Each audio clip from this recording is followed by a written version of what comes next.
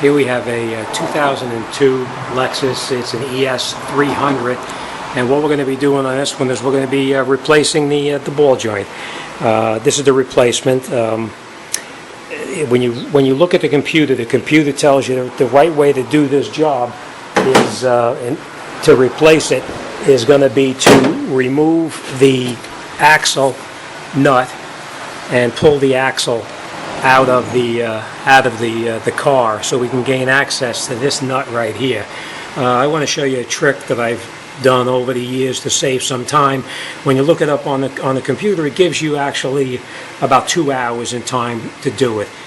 With this trick and the alteration of the tool, I can do it in probably about 15 minutes and save a lot of time. So let me grab some tools and I'm going to get started. And the first thing we're going to do is we're going to remove this cotter pin right here, and then obviously we're going to take this nut off. Now, the right way to take the nut off is to take the axle, pull the axle back so you can get on here with the box end of a wrench.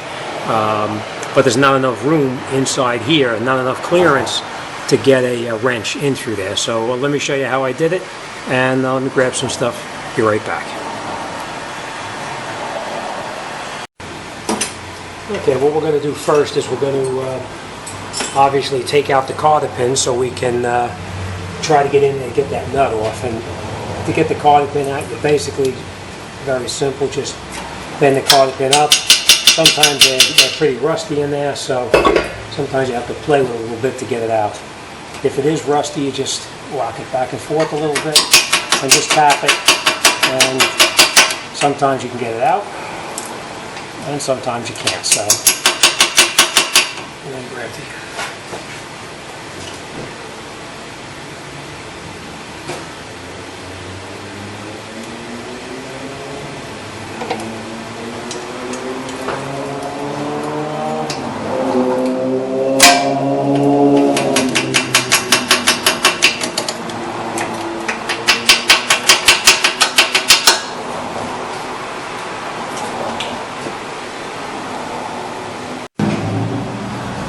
Sorry to interrupt, but I couldn't get that cotter pin out. It was rusted in there pretty bad, so I just had to cut it and pull the cotter pin out. I usually don't like doing this, but in this case here, because I've used this so many times already, I sacrificed the wrench by grinding the end of it down a little bit. Now I'm able to actually get it into the opening right here where I have to get in to get that nut out. See, it doesn't fit inside there because the axle is too close to the nut itself. So what I did is I sacrificed the wrench that I had, a duplicate, just ground it down a little bit on both sides, enough to get the wrench in to the onto the nut. And it fits right over the top of it. Obviously, you want to make sure it's all the way down, and then just break it loose. Once you break it loose, then you can use the open end portion of it to get it out.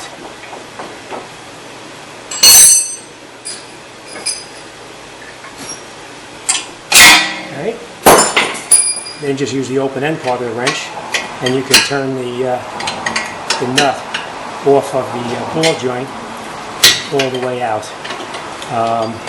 This one is extremely rusty, so it was kind of difficult getting out the cotter pin. So I didn't want to bore you with the cotter pin removal, but it's sometimes a real pain in the rear end.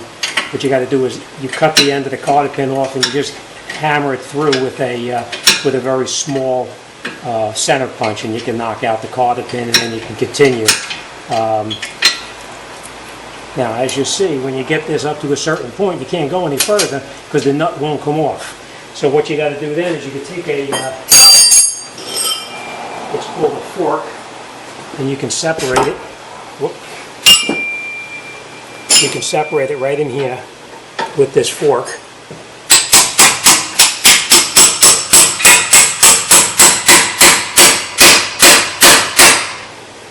I'm going to just back you up for 1 second while I take a good swing at this thing.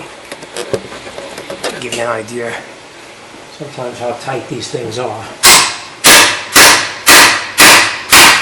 and then you can hear it, the pitch change, and it popped right out. Let me get you a little closer. And then you just push down on it, unscrew the nut all the way off, and you can take it out. And we're done with the fork for now.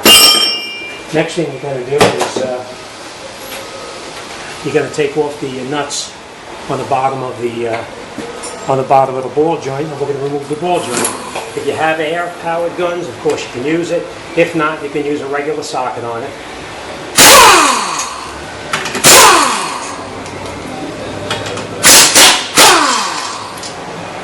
Saves a lot of time without having to remove the axle and take out the vehicle speed sensor.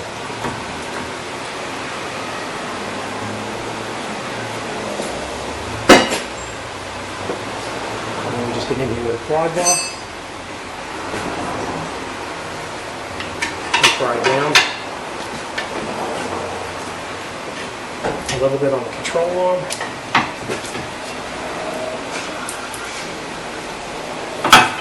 And you can take out the ball joint. Let me grab the replacement and we'll put it right back in there.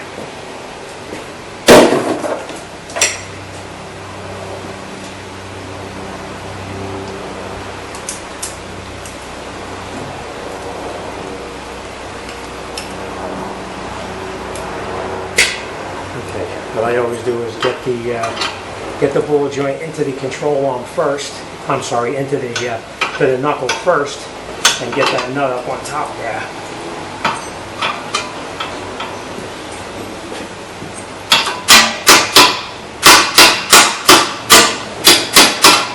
The reason I had to take that is because this heat shield in the back right here is bent. We're going to straighten that out before we let the car go.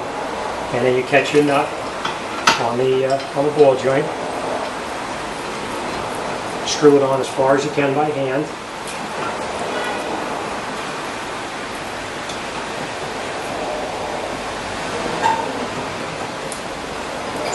Alright, then what we're going to do is we're going to put the ball joint back into the lower control arm. We just pry down on the control arm.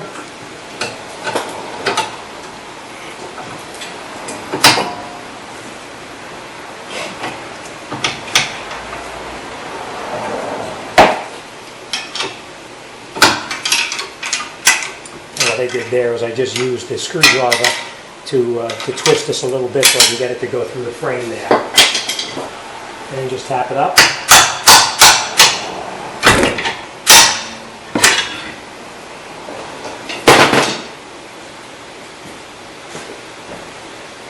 And what you're going to do is you're going to just screw your two nuts on, tighten them tight.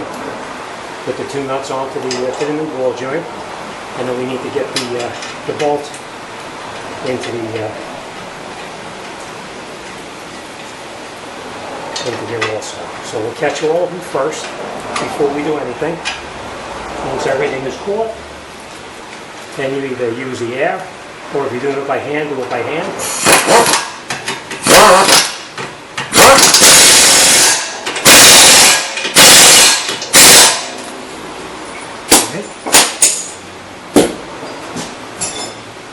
And what we're going to do is we're going to tighten this up. Now, this one here is a little bit bigger. The one that came out was a 19 millimeter. The replacement on here, this nut is actually 7/8.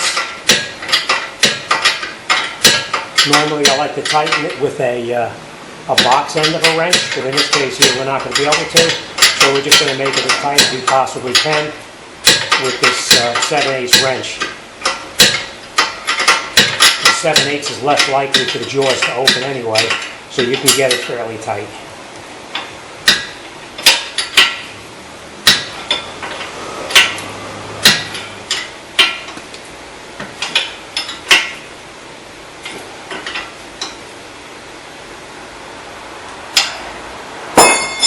Okay, that's it. Let me just show you real quickly.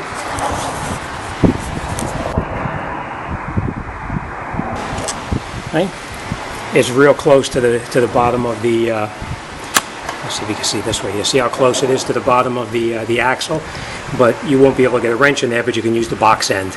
All right, so you can save yourself a bunch of time by doing a shortcut, and that's it. We just have to straighten out the heat shield here, and that's it. We're good to go.